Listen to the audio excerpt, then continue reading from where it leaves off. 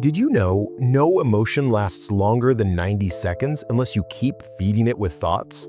That's right, the chemicals that rush through your body during anger, fear, or sadness naturally fade within a minute and a half unless you keep replaying the story in your head like some dramatic Netflix rerun.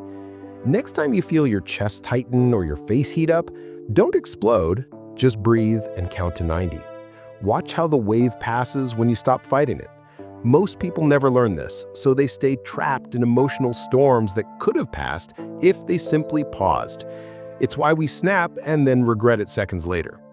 Emotions are salespeople, not decision makers. And just because they're loud doesn't mean they're right. And disappointment? It's not what happened. It's the gap between what you expected and what reality delivered. Your brain loves dramatic music, but cognitive reframing lets you shift that lens. Maybe you didn't get the promotion. One mindset says you're a failure forever. The other says, cool. What feedback can improve my odds next time? One closes doors, the other opens them. And since we all treat our emotions like a mystery box, build an emotional first aid kit for when anxiety shows up uninvited.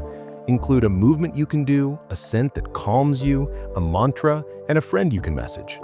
Prepare when you're calm, because crisis mode you has the IQ of a toddler at a candy table. When your brain starts replaying mistakes from 2012 at 3 a.m., that's rumination. Fighting those thoughts makes them stronger.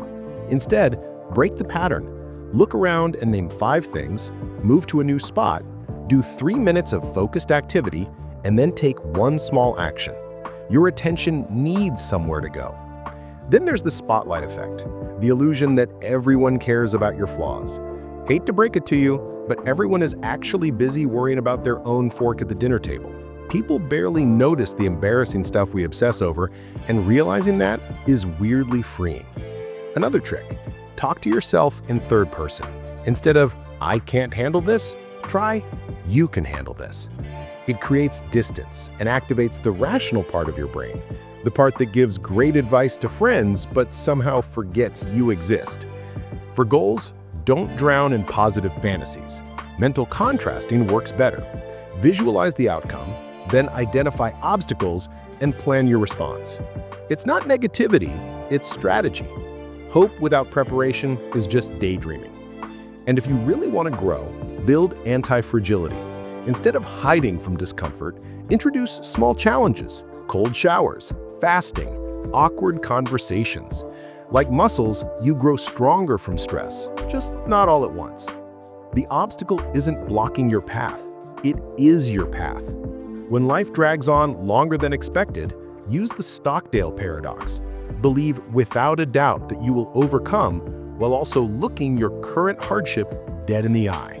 Not, I'll be fine by Friday, but no matter how long this lasts, I'll persist. That balance prevents despair.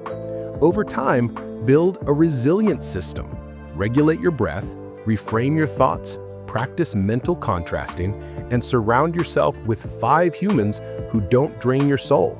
Systems beat willpower every time.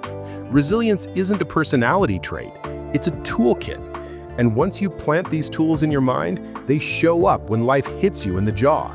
Stop waiting for calm seas. Learn to dance in the rain.